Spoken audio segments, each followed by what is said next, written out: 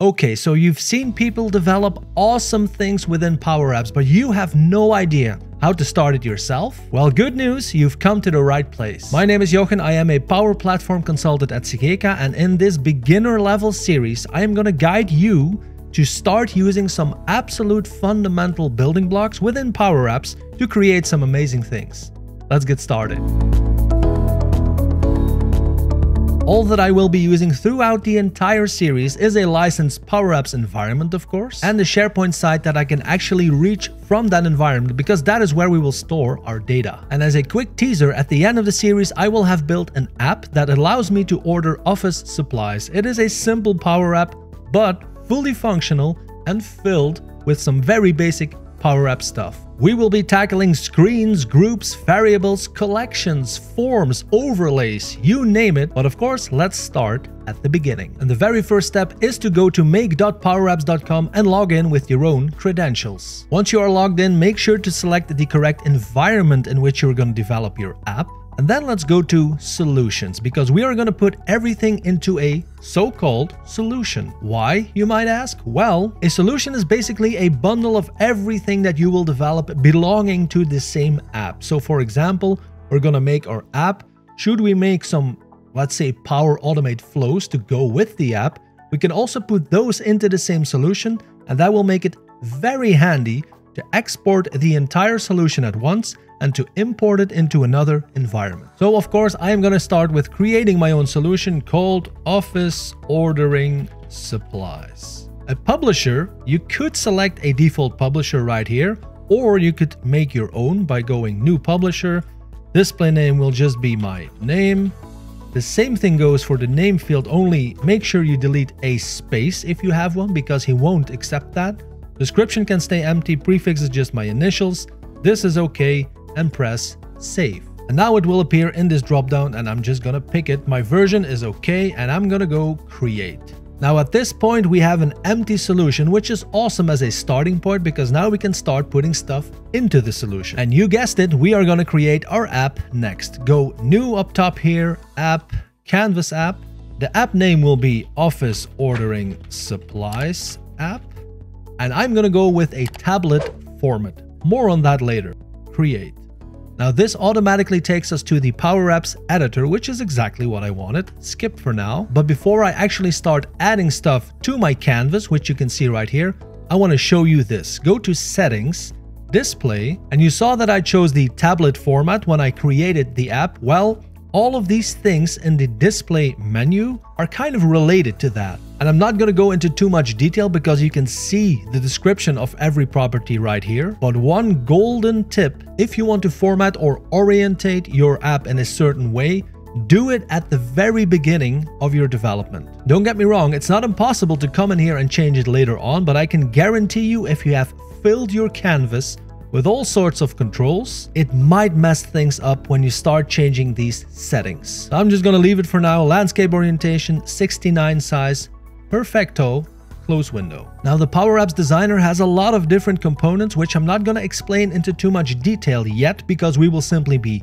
using them along the way. But for now, just know a couple of things. This is my canvas. So this is where you'll actually design the layout of your app, actually of the screens that are going to be used in the app. You have a top menu bar here where you can insert stuff, you can add data to your app, you can add new screens. We will be doing all of that, so no worries. And then in my opinion, maybe the most important part of the editor is this. You can see that we have a tree view on the left side of the screen, right? This is where all the controls, everything you will add to your app will be listed. For example, if I insert a label, it will literally add that label because I had screen 1 selected. And if I select any of these things, you will see that on the right side we have a properties pane, and on the left side on top we have a properties drop down. And your suspicion is probably correct. It's literally the same thing, just a different way of showing it to us as the developer. If I select the text control that I just added, we can see, for example, that we have some font properties. Well, in that case, the right side properties pane, in my opinion at least, is very handy to, for example, make the font size a little bit bigger, make it bold, stuff like that, because we visually see the properties right here. But for other properties, we can actually work with formulas, because this up top is the formula bar. If I click any of the properties on the right hand side, you can see that this drop down element also changes and that we have an actual formula bar to put in the same values, if you will, that we put in here, or of course to write some code. And that is the reason why for some properties where I know that I'm going to be writing some code, I like to use the drop down instead of the right side properties pane, but that's just a personal opinion really. Choose whatever feels best for you. And the first thing that I like to do when I start developing an app is make a template screen. Now, in short, this will be a screen that the user never sees when he's actually using our application, but we as a developer are going to use that screen to put on all kinds of controls, and then we can simply copy paste them to the actual app screens. It's simply an amazing way to have some consistency in your app when it comes to layout and design. And as you can see, Powerapps already provided me with the first screen called Screen 1, and I am going to simply rename this screen to Template Screen. But before I start adding some controls to it, I'm going to do the very first step on that consistency that I mentioned, and that is choose a theme. I'm going to go with Coral.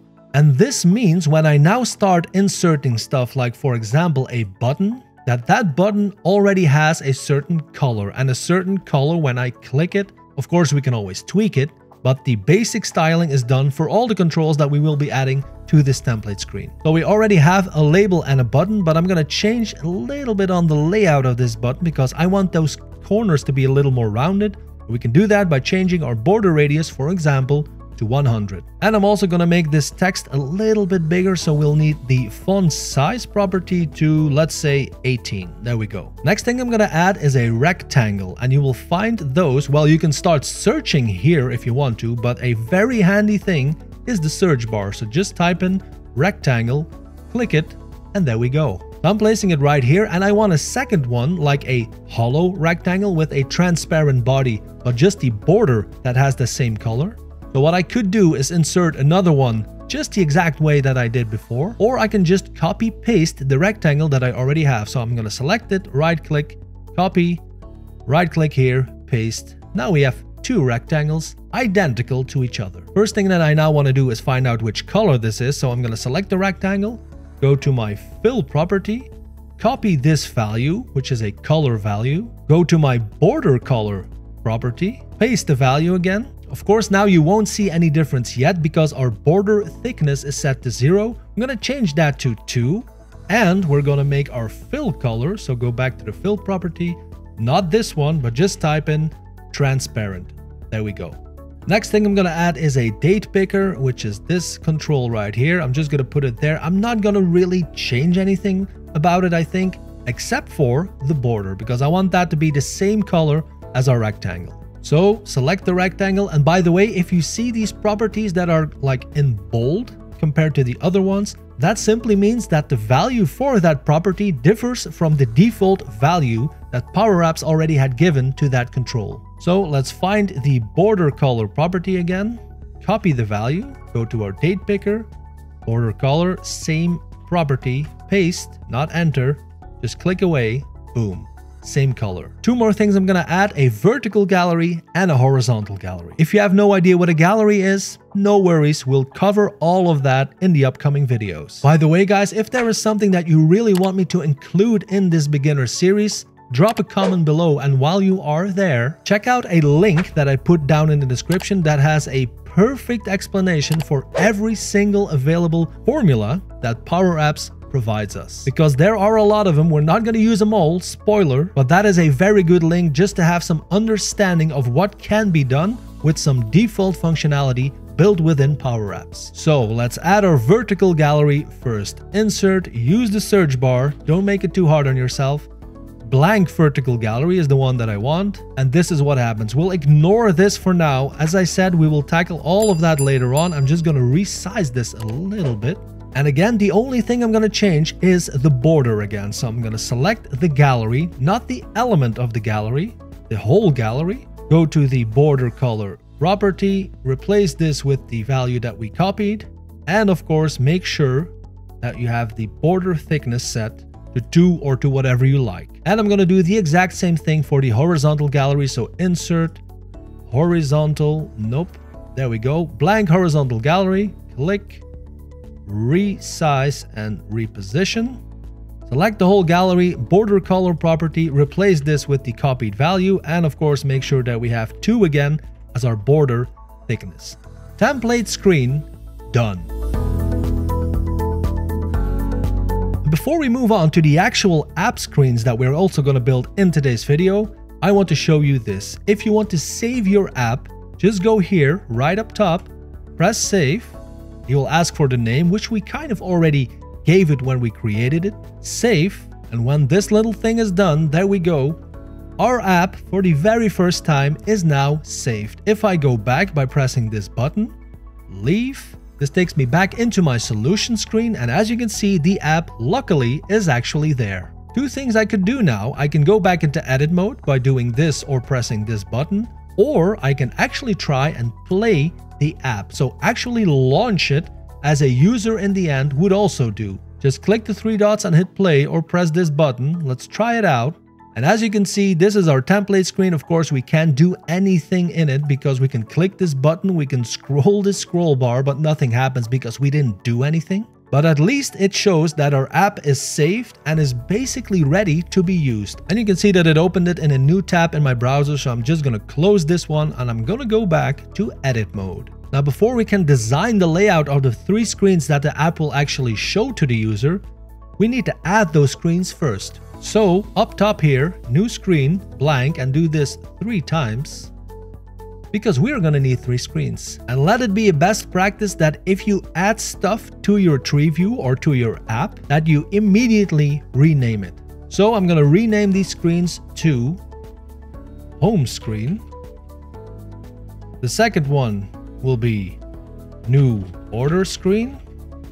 And the last one, existing orders screen. Now at the end of this video, I want to make sure that the 3 screens are ready to navigate between each other. That's one thing. And I'm going to basically already finish the layout for our home screen, which will be our landing page instead of the template screen. And that last part is something we can do immediately by selecting our app and go to the start screen property up here and simply say the name of your landing screen. In our case, home screen. So let's start designing our home screen. And a quick tip, if you add controls to your app, so to a screen, make sure you of course have the right screen selected. And also, as a developer, sometimes we want to be smart and a little bit lazy. So what I'm going to do, I'm going to build a header bar on my home screen.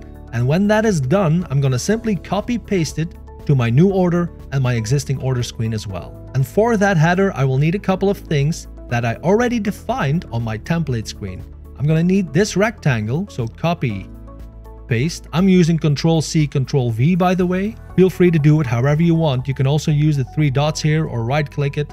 It's the same thing. I'm going to immediately rename it to rect header underscore HS. HS is home screen. Why did I do that, you might ask? Well, 2 controls in your app cannot have the same name. So we are in the end also going to have a rect header in the 2 other screens, and then I'm simply going to add the initials of those screens to it. So the name is different, but it's basically the same kind of control and it looks alike. And by the way, if you want to undo and redo stuff, there's an arrow right here where you can choose that, or shortcut keys Ctrl-Z and Ctrl-Y. And the only thing I'm going to do is resize the rectangle like this. Next thing I need are 3 labels. So what I'm going to do is go to template screen, select my label, copy, home screen, paste, and I'm going to paste it 2 more times. Now I want to make the labels white instead of black because I think that looks better on that rec or orange, whatever color it is, background. And by holding Control, I can select all labels in my tree view or on your canvas. Go to my color right here, select white, and that's it. These 2 labels will be for the right side of my header, and this will be the big label on the left. We're going to change the text to please make a choice and make this like font size 50. There we go. And I want to make sure that I have some room for my home icon that I'm going to place in a minute. So what I can do is simply make this a little bit smaller, or I can use the padding property on the left side and say 125. The second label, I'm resizing this and make this the title of our app, Office Ordering Supplies app. A little bit bigger. There we go. I'm gonna align it to the right. Little bit of padding on the right as well because I want to stay away from the edge. And this label, first of all, I'm gonna make sure it's the same size as my label up top here. So I'm gonna do this. There we go. You can see that Powerapps tries to help you by snapping, which is awesome. I'm also gonna right align it and give it some extra padding on the right side. There we go. And as a text, this is something special. I'm gonna have two parts, being the hard-coded text hello with a space. For the second part, I'm gonna use a formula. So ampersand, because that is like the concatenation to put two parts together, so the end result for the user is just one text label. And then I'm gonna say user open and close brackets, which is one of the built-in functions within Powerapps. Dot, and now I can choose a couple of things here. I could choose the email address, the full name, or the image, which I don't even have, but I'm just gonna go with full name. And in this case, Sigeka AIAD is the actual name of the user that I am using. But if anyone else logs in with their account, it will literally show their full name, because this will always like adjust to the user that is actually using the app. Let's make the alignment a little bit prettier. There we go. Title bar, done. Except for our icon. Insert icons, and this is a long list. And I'm gonna look for the home icon. I'm gonna make it bigger because now we made sure that we have some space because we used the padding on this big label. And speaking of padding, I'm gonna do the same thing. So padding on each side of 10. And of course, I'm also gonna make the color white. Beautiful. Now an icon can also be seen as a button, because a button, an icon, even a label have a property called onSelect, being this one. By default, it's always set to false, but we're going to change that because if the user clicks the home icon, we want to go back to the home screen. And it's really simple to do that. Select the icon, go to the onSelect property and go another built-in formula, navigate, open brackets, choose your screen, in our case, home screen, comma, and now we need a transition. And you can do screen transition, dot, and these are the options. Cover, cover right, fade. I mean, you can choose whatever you like. I'm gonna go with cover, close brackets. And I know it doesn't make sense to have a navigating home icon on the home screen, but we'll take care of that in a minute. But first, let's group these things together because it is all part of a header group. And then we're gonna copy paste the group to the other screens as well. And one thing I forgot to do is rename these controls. So let me do that real quickly. And to group controls together, simply select them by holding down the control key, like this, right click, group, and immediately rename the group to group header underscore HS. And as you can see, when I click this little arrow right here, all the controls that I had selected are now within the group that I created. And now we can copy paste. Simply select the group, Control C, go to the other screens and Control V, and that's it. I'm just gonna rename everything to NOS for new order screen. And the same here with EOS for existing order screen.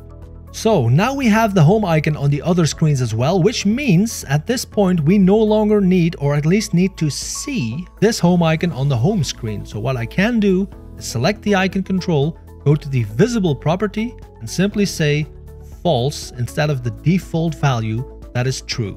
And from now on, the user on his home screen will no longer see the home icon, but he will see it on the other two screens. Now, before we finish the entire home screen layout, let's make things a little prettier on all screens at once. I'm gonna add a background image. If you're doing this for the first time, you'll probably have to upload your images first. I already did that.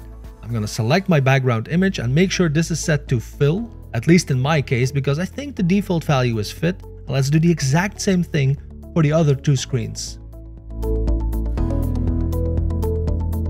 And since our home screen is now our landing page, we want to make a good first impression for our user. So let's add another image. But this is not going to be a background image. This is actually going to be an image control, like we have a label control, like we have the home icon control. It's the same thing. Insert, and then go image, like this. This is the default image that Powerapps provides. But of course, here I want to say image and then my main menu image, because that is the other image that I already uploaded.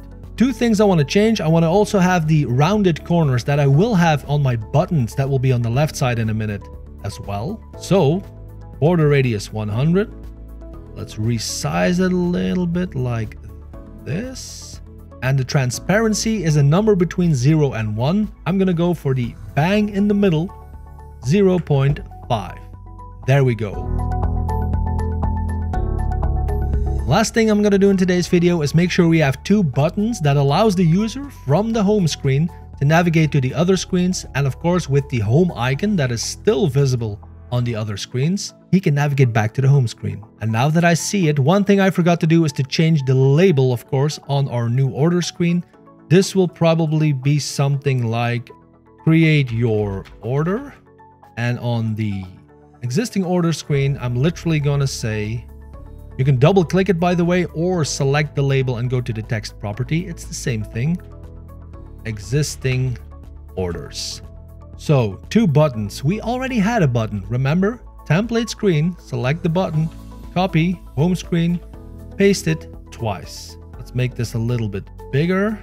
For example, like this. If you want to make sure that two controls, or two buttons in our case, have the exact same size, there's one waterproof way to do it, and that is to select the first control. Have a look at the size properties, being width and height. I'm going to put this to 350 by 200. Nope, 200. And then literally go to the other control and set those at the same value. So I'm going to reposition them a little bit and double click to adjust the text, or again, click the button, go to the text property. This button I want to say create new, not rotor, order. And let's go for font size 30. And this one, view existing orders, font size 30. Now at this stage, we have the buttons, but they don't do anything. Nothing happens when the user will click them. Like we did with the home icon, remember? Select the button, go to the onSelect property. This one, by default it's set to false, which is literally do nothing. And now we of course don't want to navigate to the home screen as we did with the home icon. Now we actually want to navigate to those other screens. So navigate, in this case to new order screen, comma, cover right, which is simply the animation that it will use to navigate between screens. I can copy the whole formula, go to my other button to the onSelect property, paste it, but of course this part is not correct. I want to navigate with this second button to my existing order screen. Let's align this image with the top and the bottom of the two buttons. There we go, beautiful. And I think, my friends, it is time for us to test the first actual version of our app. I could do the same thing as before, save my app, go back to my solution, open the app in play mode, and that's it. Or I can use a very handy tool within the designer called the preview mode. This little icon right here, just click it. I've already saved my app, and this gets me into a simulated play mode, if you will, where I can literally test and use the app as if I was like an end user. Because testing we will, let's click this button. Boom, this gets us to our new order screen where I created this title, create your order. Clicking the home button, back to the home screen, which is awesome sauce. View existing orders gets us to the existing order screen. And we can navigate back to the home screen. Mission successful, if you ask me. In the next video, I will continue the development of our beautiful office supplies ordering app, and we will be using galleries. I swear to God, you will be using galleries a lot when you're developing apps, so make sure to check out that video as well. But for now, thanks for watching. If you have any questions, drop a comment down below, like the video, subscribe to the channel while you're there, and I will see you in the next one. Take care.